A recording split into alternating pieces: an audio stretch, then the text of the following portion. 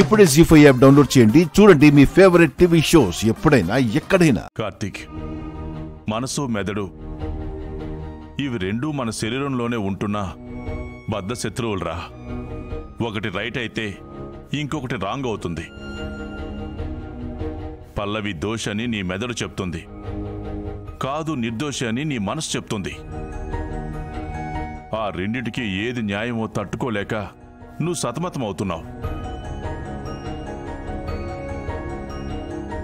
పల్లవి ఎలాంటి మనిషో తెలుసు కదా నీకు.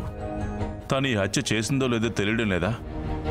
తెలుస్తుంది నాన్న, కానీ ఆధారాలు పల్లవికి వ్యతిరేకంగా ఉన్నాయంటావు, అంతే కదా? ఎండలో మనం ప్రయాణం చేస్తూ ఉంటే ఎదురుగా నీళ్లున్నట్టే కనిపిస్తుంది, కానీ ఎంత దూరం వెళ్ళినా ఆ నీటి జాడ పట్టుకోలేం. ఎందుకంటే అవి ఎండమావులు, ఉన్నట్టే ఉంటాయి కానీ ఎప్పటికీ చెక్కవు. పల్లవి గురించి ఉన్న ఆధారాలు కూడా ఎండమావులే అని నాకు అనిపిస్తుంది. వాటి గురించి ఆలోచించి నువ్వు పల్లవిని అపార్థం చేసుకుంటున్నావేమో అనిపిస్తుంది. మైండ్తో కాదు కార్తీక్, ఒక్కసారి మనసు పెట్టి ఆలోచించు. ఎలా ఆలోచించాలో నా తమ్ముడికి బాగా తెలిసిన అన్న. అయినా నీ సమస్య ఏం నాన్న? ఒక క్రిమినల్ ని వెనకేసుకొస్తున్నావు, ఏం అనిపించట్లేదు? పల్లవి దోషి అని ఇంకా కోర్టు తీర్పు ఇవ్వలేదు.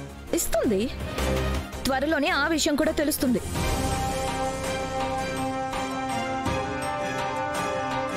అప్పటిదాకా నువ్వు కార్తిక్ మైండ్ ని మ్యానిపులేట్ చేయకుండా ఉంటే చాలు. నేనేం మ్యానిపులేట్ చేయడం లేదు, మనసు పెట్టి ఆలోచించమని చెప్తున్నాను. అదే, ఆ మనసు మానుకుంటే మంచిది. ఆ పల్లవి హత్య చేసిందని అన్ని ఆధారాలు చెప్తూ ఉంటే మనసు పెట్టి ఆలోచించు, మంచి వాస్తులో ఉండే ఆలోచించు అంటావేంటి?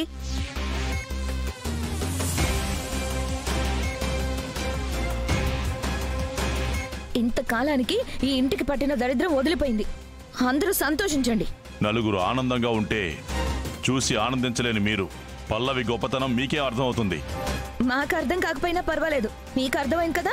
వెళ్ళి తనకి సానుకూలంగా సాక్ష్యం చెప్పండి. మరి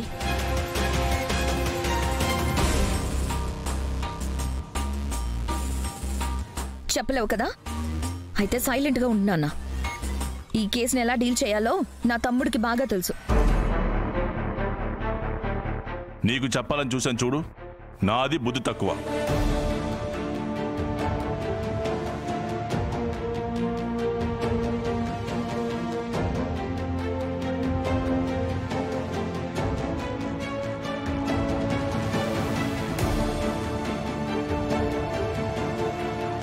నేనిప్పుడు సెట్ చేయకపోతే మొదటికే మోసం వస్తుంది. కార్తిక్, నాన్న మాటలు నువ్వేం పట్టించుకోకు. ఆ అమ్మాయి మధ్యలో వచ్చింది, మధ్యలోనే వెళ్ళిపోయింది. తన గురించి నువ్వు ఆలోచించుకో. తనకి తగిన శాస్తి జరిగింది.